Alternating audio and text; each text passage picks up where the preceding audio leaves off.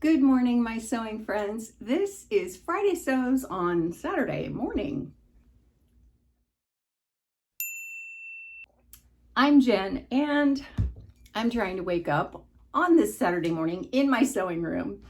And, life happens. What can you say? Sometimes things get in the way and, you can't get other things done. And such is the case this morning with it being Saturday morning, and this is Friday Sews. So anyway, let me tell you what I've been sewing. I didn't get a lot done this week because I was in and out, because I had a problem with a pinched nerve in my neck, and that took a lot of sitting around and catching up on a lot of YouTube. I got so bored. It's so funny to me that I just need to be busy all the time. Anyway, finally I was able to get in here and work on a couple of things. The first of which is McCall's 4824. This is vintage Laura Ashley from 1990, and it is a jumpsuit that I'm making right here for my oldest daughter. Now, irony going on here. Here's the ironic thing. I've made two of these so far in recent months, one for me and one for my youngest daughter. My oldest daughter saw the one I made for myself. She tried it on, she loved it, and she said, "Will you make one of these for me?" And I said, "Sure." So she picked out the fabric. The thing is, she's expecting. And I think I made one for me when I was expecting her. That didn't occur to me until the other day, and I thought, oh my gosh, how crazy is that? Well, she picked out this sheet to make it from, and I really like the way piping finishes off this particular bodice. I like it in a lot of bodices, and I think it just gives it that finished, kind of a little more time was spent to make it look nice, and so it tends to make it look a little more expensive, a little more finished. It's nice when when you've been sewing a long time, or if you just have an eye for kind of picking those little things out that a lot of high-end designers will put into their garments. When you start noticing those and incorporating those into your sewing, boy, you start getting really beautiful clothes. Okay, so I couldn't find any bias tape in my stash that I had that would match any of these colors because they're so pale and so pastel kind of, and watercolory really, because see, if I were to match that green, how many colors of green are right there? It's very watercolory. So anyway, I decided I will go ahead and cut bias strips and make my own piping. All of that to say, there's the bodice. It just needs the pants to be finished and the buttons to be put on. I'm probably going to use snaps because, when you're expecting, you tend to want to have to run to the bathroom a lot. It's just part of pregnancy. Everybody always has to run and go, go. So it's nice if you're in a hurry to be able to just go like this and pull those, not have to mess with buttons. So I just thought that might be easier. Okay, let's move on. This is my next project, and it is my youngest daughter's blankie. Okay, my youngest daughter is 26 years old. My second daughter is the twin to this daughter, the oldest. She also has a blankie because these two girls are very tactile. So this is Michaela's blankie. Michaela is also very sentimental. And so she has kept her blankie all these years, and she has even gone on eBay and gotten other versions of it. Similar, like tracked down the exact one that she came home from the hospital in, and it's Winnie the Pooh. Well, obviously this is very well worn, but it has gone past well worn into its disintegrating territory. Like this whole edge here, it's just, she brought it to me when it was in moderately bad shape and said, "Mom, can you fix this?" So I had gotten one of those Walmart bundle cuts, and it was really soft, and so I backed it because all of the bound edge had started to come away. Look at it's knit, so you can see, look at this. It's just, oh dear. And on the back, let me show you, I've mended, you know, even when I put the backing on, I had to go back in and like stitch some of the holes like around the edges. Oh my gosh, this is a mess. She said, can you fix it? And I said, well, I'll try. So I think all I'm gonna do is just cut a square out of what's in the middle and run it through my serger. I don't know. I mean, you know, most of the time when we see a piece of something that gets to this point, we just throw it away. She's never gonna do that. She will hold on to this to the very last thread, I have a feeling. So I've got to work on that. I have been trying to figure out this Lin Mizono pattern. I made this and I loved how it came out, but the bodice didn't fit me. And this is it. It's a Vogue 1312. I think it's still in the pattern books because it's a designer Vogue. And I'll link it below if I can, but I really like it. It's a really pretty dress. Well, when I initially made it, I didn't have enough fabric. So I made it shorter. Worked great. Well, I don't have any more of this fabric. What I did have would not accommodate another bodice. So I took the bodice off because it didn't fit. And I took this thinking maybe I can make like a chevron kind of thing, and I cut strips, but well, that was foolish because I still can't put it together enough to get enough fabric to make another bodice. So this is the fabric. And the trouble is the color. This is a 100% cotton shirting, and it's got that pinstripe in it. Well, I've been debating about what to do about a new bodice. I have a bodice of a dress that fits me really, really well, so I'm gonna use that one. Initially, I thought this fabric would work for the bodice. I could do it like this way, and you know, this would work.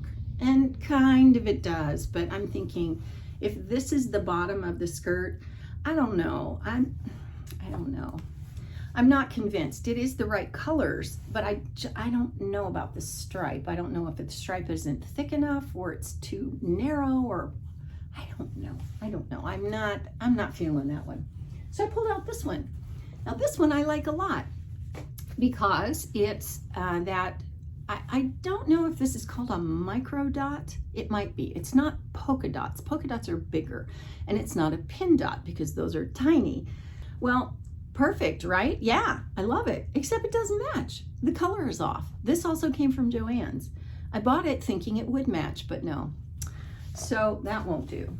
But I like this idea a lot, and I'm thinking if I could get a white with blue and in the same microdot idea, then that might work. I'm thinking, well, that could have some potential. That's kind of what I'm aiming for. I did also find this polka dot that I have, which would work. It would look very whimsical. And to be honest, the way this skirt is done, it is very whimsical-ish. I don't know, kind of avant-garde. You could probably go either way. But this would work. I'm not convinced though. This is kind of a multicolor polka dot. It's a microfiber sheet, so I know it would work, but I'm not convinced. Now what I've done is put the skirt portion of this over on my dress form, and I've got this hanging up above it like this. So I can kind of keep it in my sight line when I'm in here and kind of live with it for a little while and see if I can do it, you know, see if I'm gonna be convinced that this is gonna do it. I don't think I'm gonna go with this, but I don't know. What I think I'm gonna do, since this came from Joann's, I think I'm going to get a hold of my friend Heather and just say, hey, can you just keep an eye out for this? And if you happen to see it in like dead stock or clearance or something, can you just let me know, because I need a couple of yards of it. Probably I only need 1 yard to get a bodice out, but you know, let's just not, let's be safe and get probably 2. So there's that. The only other sewing thing I want to tell you about is this little thing. This is a wrist support for when you're working on your laptop, your computer, you're moving your mouse around. I love this. I think this is an excellent reason why we as garment sewers should pay attention from time to time to the quilters among us. Now, maybe you watch a lot of quilting YouTube anyway. I'm not overly enthused about that because I don't quilt yet. But I watch a woman named Tracy, and her channel is the Sewing Channel. And she, this week, put out a video about 3 little projects that you can make from scraps from your quilting. I will link that right up here. And, you know, she's one quilter that I subscribe to, really about the only one, other than Adam from Adam Sews. He's kind of gone that quilting route, and boy, does he make some beautiful things. But so does Tracy, and I love her personality. I found her because she had gone thrifting, and she did a video about going into the thrift store, and you kind of went thrifting along with her. Well, anyway, so she made these 3 little projects, and this was one of them. And all she did was cut a square, and you do curve it like this on one side so that it will accommodate your wrist.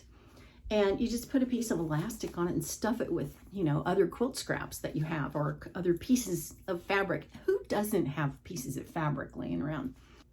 That worked great. Now I think I'm going to make another one that's wider, that's going to accommodate more of my wrist. But that was so smart. And it's the kind of thing where, you know, if you happen to watch 1 or 2 quilters, then you might get a little gem like that. And I love her personality. Now, to be fair, I don't watch everything she does because a lot of it is quilting. She has one of these tables that goes up and down. I watched her review of that.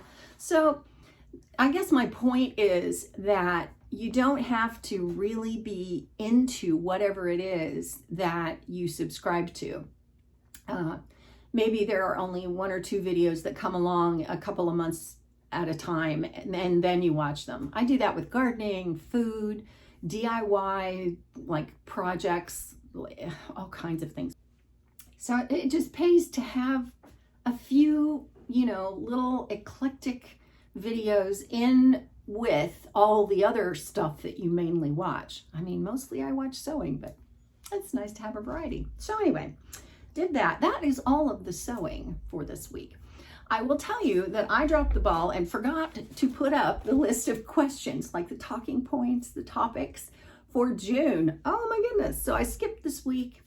And I did want to tell you that 2 weeks ago, I asked you if you were Team Florals or Team Geometrics, and all but about 2 of you said you were Team Florals. It was like this huge majority. So if you did not say that you were Team Floral, believe me, you are very special because there weren't very many of you. It's like being left-handed or red-haired.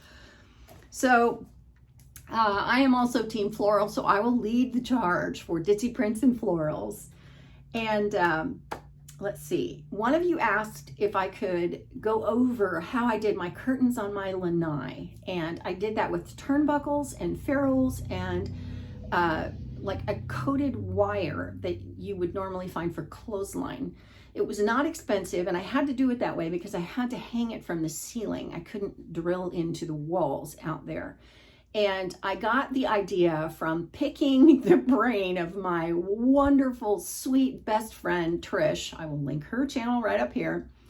And she and her husband did it. I think mostly her husband put it together. And so I picked her brain about how to do it, and she told me. So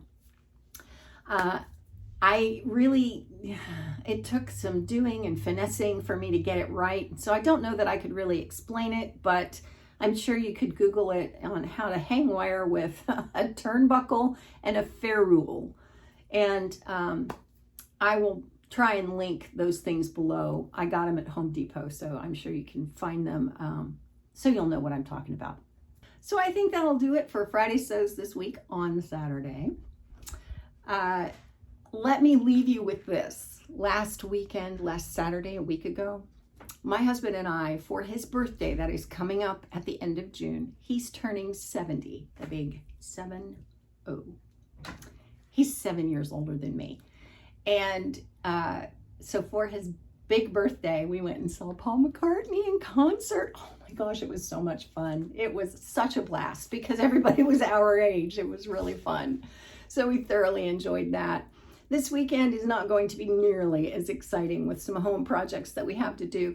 Let me know what you're up to this weekend. I love talking to you in comments. I know it takes me a few days to get to them, but I always enjoy hearing what you're up to, what you're sewing, what you're working on, what's going on in your life. So I will leave you with that. And don't forget to check out all the other Friday Sewers, which you can easily find by doing a search in the search box, just Friday Sews, or you can click on the hashtag whenever you see it. Then you can just click on that and it'll bring up all kinds of them. And then you can filter those for upload date, and then you see the most recent ones. So I hope that you will do that and find some people that you really love watching. So, as always, if you would like to see a complete list of all of my Friday Sews, click right over here. I'll see you next time. Thanks for watching. And as my friend Richard always used to say, be good and be God's.